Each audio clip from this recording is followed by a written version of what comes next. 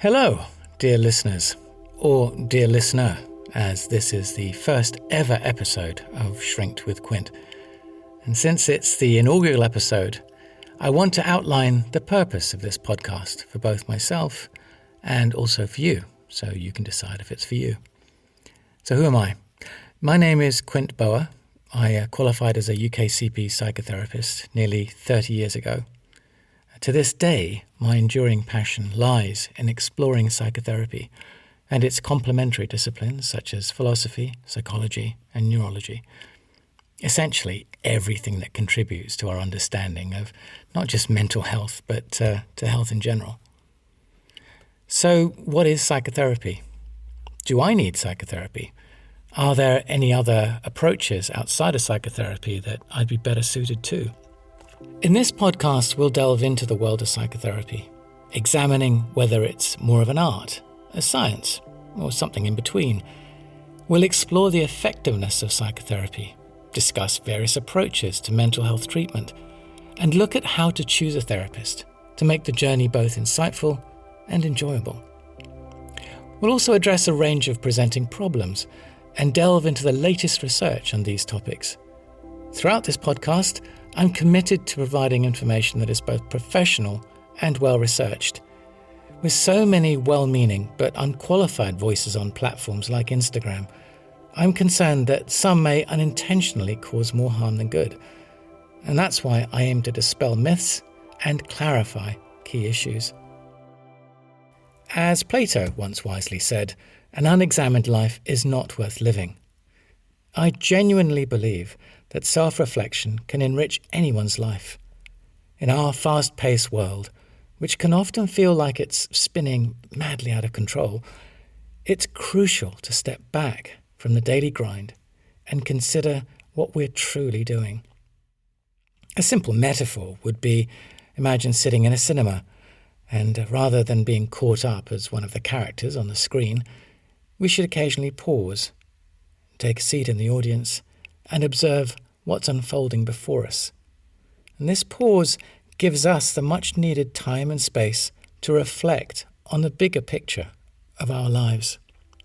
So what is psychotherapy? Where did it come from?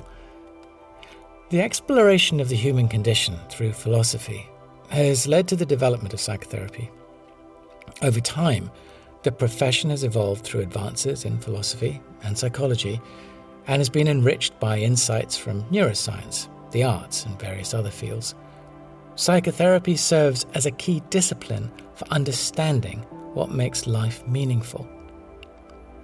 So in this podcast, I aim to clarify how psychotherapy can be applied to your life, offering insights on enhancing your overall experience and well-being. And psychotherapy has grown into a huge industry. The psychotherapy industry is valued at around $100 billion. It's well established, particularly in North America and Europe.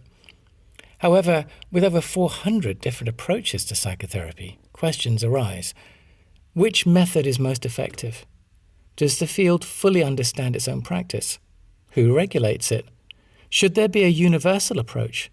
Or should therapy be tailored to each individual's needs based on factors like age, or specific issues such as addiction or grief? And there are so many different styles of therapy. Psychotherapy is broadly categorized into 11 disciplines, including psychoanalytic and psychodynamic therapy, behavioral therapy, humanistic therapy, cognitive therapy, systemic therapy, integrative or holistic therapy, mindfulness-based therapy, transpersonal therapy, and I could go on. Each discipline is grounded in distinct philosophical beliefs and theories about the human condition, and they are continuously challenged and reshaped by new discoveries. I'll cover all of these in time, but for now I want to talk about where psychotherapy sits in public perception and the recent developments in the field. We're currently in the decade of the brain, where advances in neuroscience, such as fMRI and PET scans, inform therapeutic approaches to presenting problems such as trauma and addiction. The brain, regarded by many as the most complex system in a known universe, is slowly revealing its secrets, though some neurologists doubt we will ever fully understand it. Meanwhile, artificial intelligence, with tools like ChatGPT, is reshaping our understanding of human interaction. Large language models have surpassed the Turing test, making it increasingly difficult to distinguish between real people and avatars. Additionally, traditional drug treatments like SSRIs, popularized by medications such as Prozac, are facing scrutiny for their overuse and unintended consequences. Overuse of SSRIs can create the very symptoms they were designed to treat, leading to addiction and often requiring psychiatrists to help patients wean off these medications. Recent discoveries in human biology show promising signs for treating various issues. The human microbiome, particularly the gut microbiome, significantly influences emotions and mental health. And this connection between the gut and the brain is often referred to as the gut-brain axis. Did I cover all that too fast? Don't worry. I'll cover it more in later episodes. All that's important now is to realize that psychotherapy is in a state of flux. But the mental health conditions psychotherapy was designed to address, such as addiction, anger, trauma, anxiety, stress, and eating disorders, remain prevalent. So the question that still arises in many people's minds, do I need therapy? The short, perhaps reassuring answer is that if you're questioning your sanity, you're almost certainly sane. It might sound a bit like a catch-22, but it's a psychological observation based on self-awareness and insight. The ability to question your own mental state is a sign of self-awareness. If you're concerned about your sanity, it indicates that you're able to reflect on your thoughts and feelings. This capacity for reflection is generally a hallmark of a healthy, functioning mind. And then there's insight. People who are truly experiencing severe mental health issues that impair their grasp on reality, like addiction or psychosis, often lack insight into their condition. They may not recognize that their thoughts, perceptions, or behaviors are irrational or abnormal. The statement is also reassuring. It implies that the very act of questioning one's mental state is protective against actually losing one's sanity. It's a reminder that doubt and anxiety about one's mental state are common and don't necessarily indicate a loss of control or reason. In essence, worrying about your mental health is a sign that you are still very much in touch with reality, which is a strong indicator of sanity. But there's a significant truth here. Everyone needs to take time out from their daily routines to reflect on what they're doing. While you can seek the expertise of a professional skilled at listening and connecting ideas you might not have considered, self-reflection remains invaluable. Additionally, following the SHED acronym, sleep, hydration, exercise and diet, is crucial. Maintaining regular exercise, a balanced diet, and curbing lifestyle habits like excessive alcohol are essential for overall well-being. In the podcast, I'll aim to cover a holistic approach, such as well-being and nutrition. In a clinical setting, blind spots can prevent accurate assessments of one's life.